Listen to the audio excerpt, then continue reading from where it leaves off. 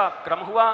इधर सृष्टि का क्रम यही, उद्धव विदुर का भी मुलाकात हुआ है, उद्धव जी और विदुर जी का मुलाकात हुआ है। विदुर जी को जब बताया है भगवान के अपने स्वधाम जाने की बात, तो बहुत रोते हैं विदुर। विदुर महात्मा हैं, विदुर बड़े प्रेमी हैं। विदुर बार बार कहते हैं कि उद्धव जी आप कितने कृपा पात्र हैं, भगवान के सदा उनके साथ रहे।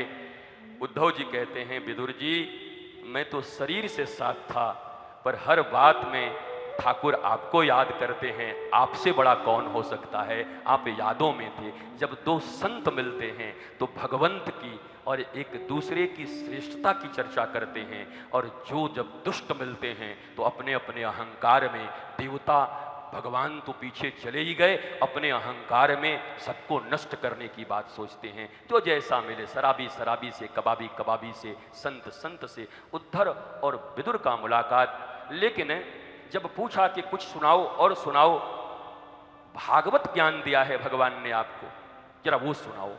उद्धव जी ने कहा सुना मैंने जरूर है, पर परंपरागत तरीके से कहने का अधिकारी मैं नहीं हूं। बोला क्यों? बोला भगवान ने मैत्रेय ऋषि को भी सुनाया था और कहा कि परंपरागत तरीके से विदुर अगर पूछे तो मैत्रेय को बोलना को उनको हमारा भागवत धर्म को सुनाएंगे। महाराज भगवान ने बड़ी बात कह दी है, ये सबको हम सबको ध्यान देना पड़ेगा। विदुर जी को उद्धव सब सुना सकते थे, उद्धव से बड़ा ज्ञानी कौन? बृहस्पति का शिष्य महाराज वृषणवंशी, कौन उनके सामने टिकाए। लेकिन कहा नहीं नहीं नहीं, मैत्रेय जी सुनाएंगे।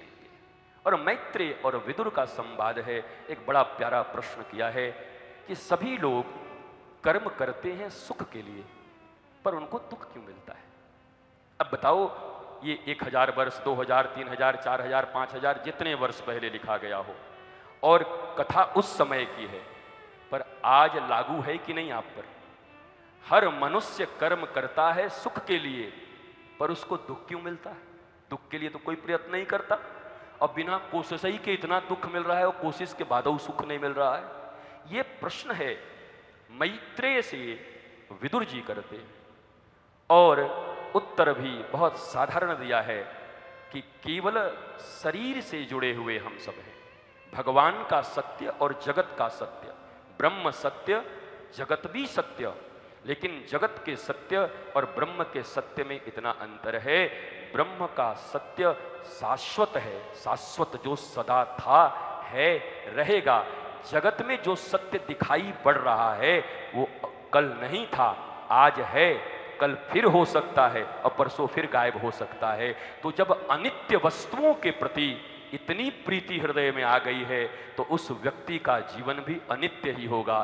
कभी सुखी होगा, कभी दुखी होगा, कभी हाय हाय करेगा। इसका परमानेंट इलाज क्या है? कहा उस शाश्वत परमात्मा के साथ जिसका संबंध हो जाए तो वो सदा आनंदित होगा, सुख दुख के चक्र से मुक्त हो जाएगा। सुख है तो दुख भी होगा, दुख है तो सुख भी होगा, पर आनंद में आ गए जय कन्हैया लाल की तो फिर कुछ नहीं होना, फिर मामला बन जाएगा, बात बन जाएगी।